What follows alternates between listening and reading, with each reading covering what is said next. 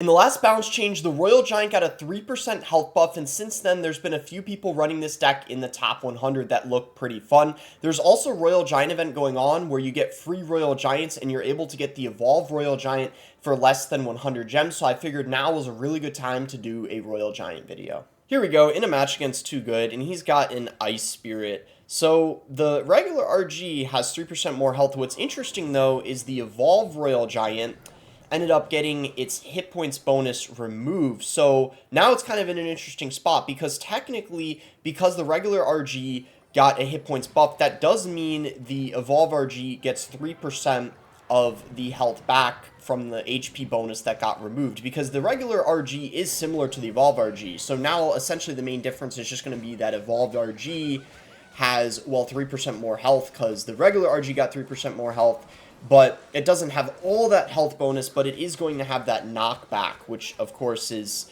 effective in some situations. I mean, against buildings, it's not helping very much, of course, or against really heavy units, but sometimes it can be pretty helpful. Okay, so he actually is going to go for the Guardian there. I wasn't sure if he was going to. We're going to get a Wizard going here on top of that and the Bats. Honestly, that Tombstone wasn't really that good, but I guess it's probably not the end of the world. We just kind of overcommitted a bit, but we might end up being alright, depending, I guess, on what happens. So let's see what he wants to do here. He's probably going to go, yeah, I was going to say for a Mortar for sure. I'm going to avoid it. Hopefully he's not able to protect. He ends up going for nothing. He just lets it die. So honestly, that's fine. Let's see. He's going to go in for a Knight. I'm just going to Fisherman, and that should be cleaned up pretty well. This was a pretty bad start, though, but we could definitely make a comeback depending on what happens here. The Mother Witch is going to be very good against the Bats, of course. I'm not going to play it on top of those, though, because, well, the Duchess is going to deal with them.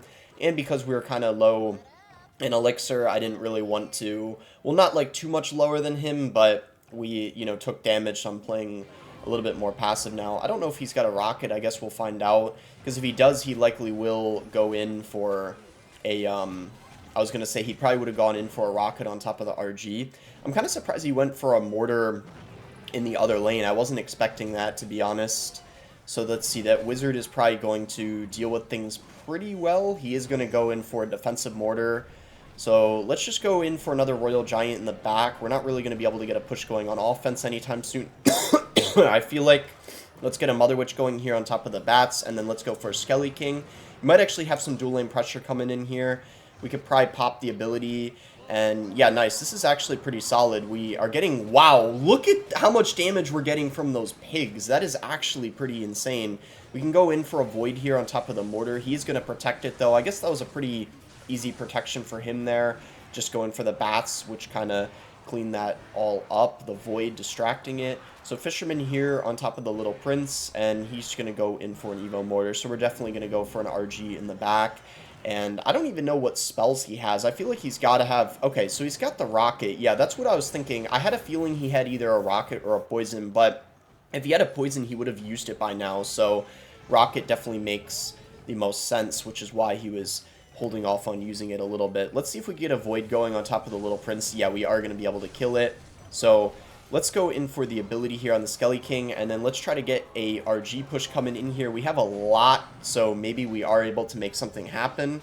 Want to avoid the Little Prince ideally here. Hopefully he isn't able to protect it. Yeah, he's not able to, but I still think he probably will defend this push without too much trouble. Yeah, that was defended pretty easily for him, so I don't know if we're going to be able to break through now. It's not looking super good, but we'll see what happens.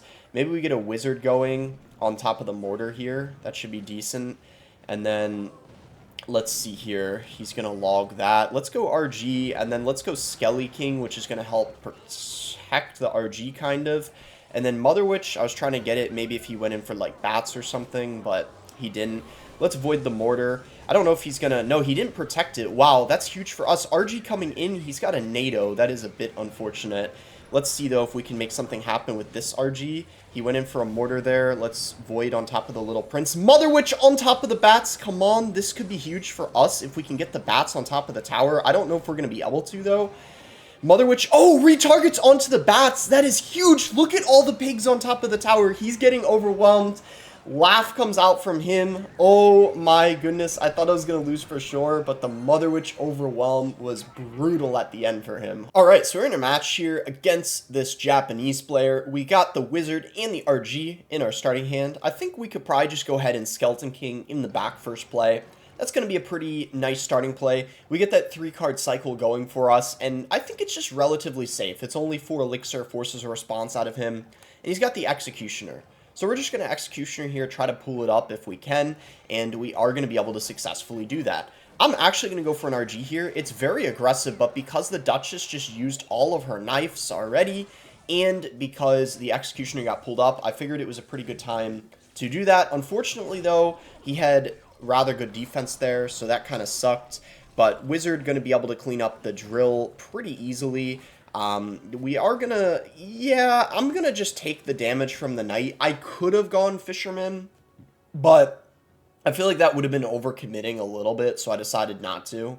I mean, maybe, well, I might end up regretting that, but let's see what happens. I think, honestly, that was probably the right call. So we're just going to set up a Tombstone here and see what he wants to do.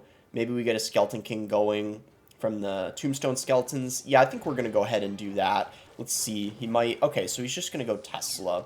That Tesla's going to be tough to break through. The Evolved Tesla is just really, really tanky. And with the 2 stuns it gets too. Oh, what? Wow. Wow, this guy has Mirror. This guy's not messing around. Tesla, and then he mirrored it.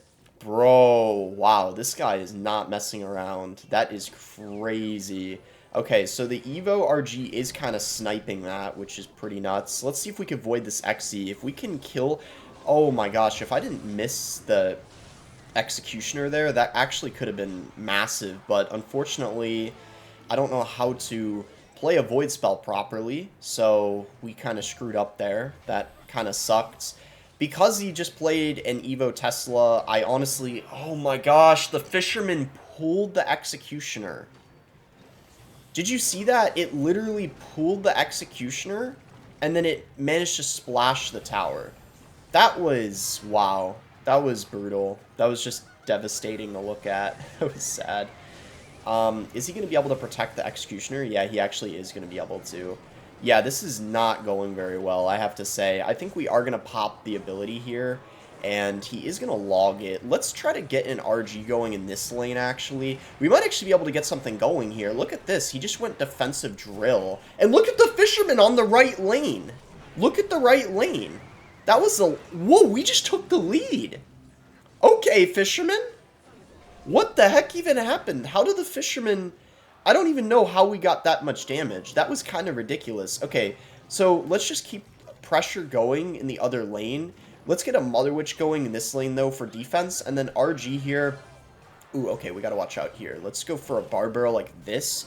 We got to keep this Xe off the tower. Fisherman like this. Nice. That's going to pull both of the Executioners eventually. Look at that. Yeah, pulls that one. RG coming in. Come on, come on. 2 shots, 2 shots. Nice. Does it? No way it's going to get a 3rd, right? Yeah, I was going to say. Look at that. Bro, the Mother Witch is insane. The pigs she spawns distract the Duchess, and then she wastes, like, all her shots on the pigs. This is why the Mother Witch might actually be pretty solid this meta, especially in RG, just from this game.